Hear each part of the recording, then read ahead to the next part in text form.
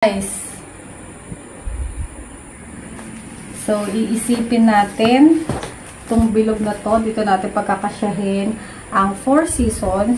Tapos meron pa ako dito dalawa. So bakit bilog ang ginawa ko? Kasi para maliit lang yung space ng iyong pagdi-design. Kasi pagka square, rectangle, dami pa, ang daming mo ilalagay na design. Gusto ko ganito lang para maliit lang. O konti lang yung pwede mong design na ganon. Ganon ang katamad. Ganito. So, paano ba? Ganyan. Yan, ganyan natin gagawin. Tapos ganyan. Ito. Siyempre, sa dami natin gagawin, i-vlog na rin natin yan. Samahan niyo ako sa 1,000 years sa paggawa. Dahil, sa totoo lang, ay hindi ko alam paano gawin. Alam tayo, mga kaibigan. Ruler.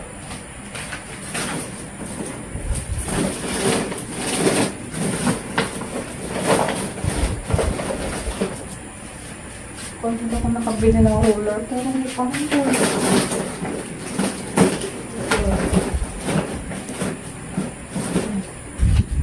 Nakabili ng ruler kasi nga nakalimutan ko bumili ng ruler. Yung kasi yung mga pag nabili kasi ako ng mga gamit pang eskwela, dinodoble ko siya bukod sa gawa bibili sa school, kailangan meron ka rin dito sa bahay. Ang ginanto ko na lang. Hindi naman eh. Meron ka din sa bahay. Kasi para pag may project na tulad ng ganito, tapos biglaan. Minsan kasi ang teacher bibili ng assignment. Pagkatapos hirap namang gawin. Hindi naman paggupit lang. Tawid. Sa didikit sa libro. Magaling kung ganun. No.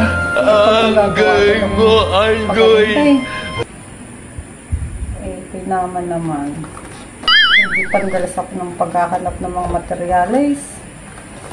Siyempre, hindi naman agad-agad makakapunta sa market at bibili ng mga materials. Kaya, gagawin mo pa yan.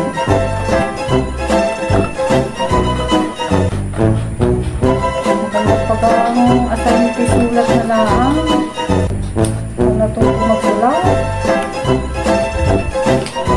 Suggestion ko lang yan. Tapos ganyan. Nakaw. Nangyari. Sa dami ng aking nasabi. Bago pa akong natapaw sa paggupit. Gupit pa lang. Ang dami ko na agad nasabi.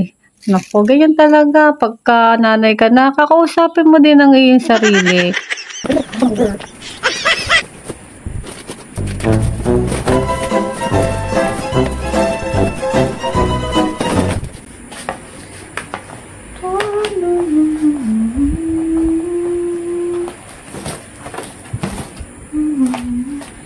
Ganyan lang aking ginagawa. Wala ruler. Kaya ganito na lang. Tansya dito. Ganyan. Tansyain natin ha. Ganyan. Sa totoo lang hindi naman ako magaling sa ganito Wala akong kagaling-galing sa mga ganito. Gusto ko pang ayan.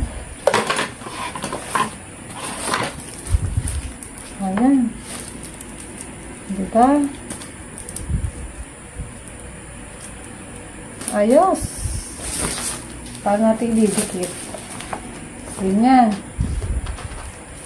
Ganyan. Kailangan ko ng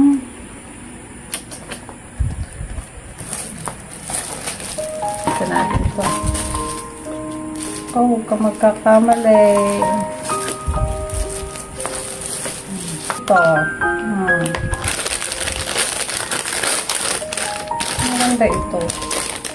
Kasi pwede natin itong pintahan dito pagkatapos. Pero sana naman magandang problema po.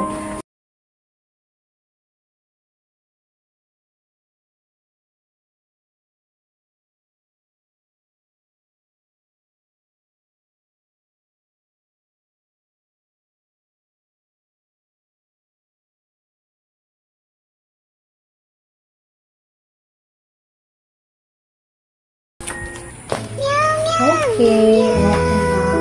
Ganito itong white na ito. Dito natin lalagay. Pag ganyan. Ayun, nice.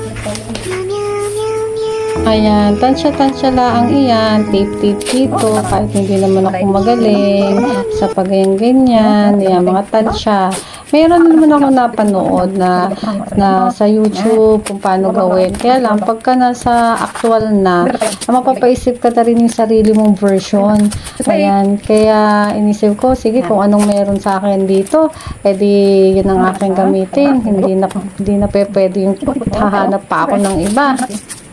Pero in fairness, ang galing-galing ko diyan. Akalain mo yun? First time kong gumawa nan. Hindi naman ako nagawa nung ako'y high school o ako'y nag-aaral. Parang wala ako naalalang gumawa ako nan eh.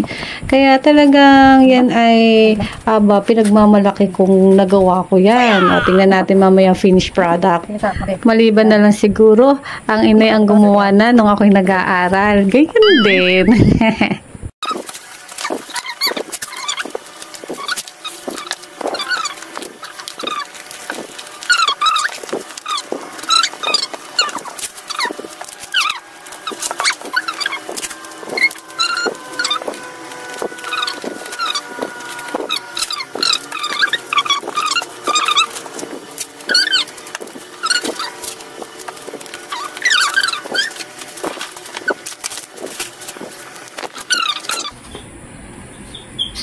Hindi ko alam kung nasan yung cardboard nito. Dito, diba dalawa to. Wilupit natin. Dalawa. Ngayon, hindi ko siya makita. Nasang baga. Kaya nagtatagal. Yun talaga ang mga problem. Problem to the max. Ngayon, hanapin natin, be. Hanapin natin. Sa kubagan na ilagay. Yun ang ating kahinaan sa buhay. Yung nadyan na nga sa harapan natin, ang ginagawa ay nawala pa mismo. Yung mga dapat na nadyan at gagamitin natin, ay ginamit na naman natin kanina. Tuloy ang gawa, tuloy din ang daldal kung paano natin ito gagawin. Ayan, nakalimutan ko na nga paano gawin niya yung nagawa ko kanina. Pero habang ginagawa mo nga naman, gumagawa ka na uli ng panibagong bersyon. Ayan. Araw, summer. So, hindi na magandang summer. Huwag ito kasi ito pwede itong rainy days kasi nga maglim. So, pwede natin gawan yun ng paraan. Tapos yung windy, dito na lang pala sa kabilang isa pong maitim. Ayan. Ayan. Tapos dito sa medyo kaputian is ito. Ayan na, ayan na. Dito tapos na. Lalagyan ko na lang pag ganun gado, diba? Ayan. Siya gagamitin natin ito. Kasi nga, para nga mabilis natin siya malagyan ng design, ma-paint, kaysa naman doon sa transparent. Diba? So, yun ang pang-alam ko. Pero, kailangan muna natin ng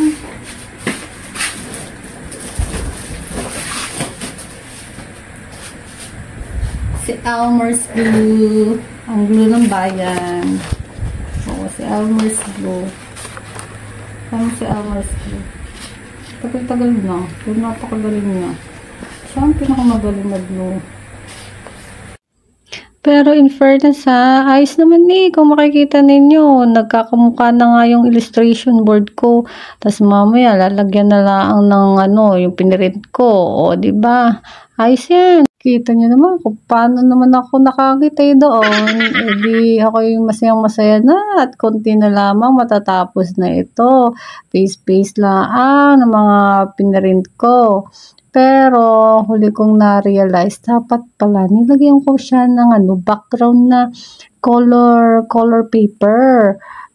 Dahil nga ganyan na, pinagpatuloy ko na lamang. Kaysa naman back to zero ako. Ano yun? Ayaw ko. At baka mas pangat ang magawa ko. Yan. Ipapakita ko sa inyo yung ating finished product.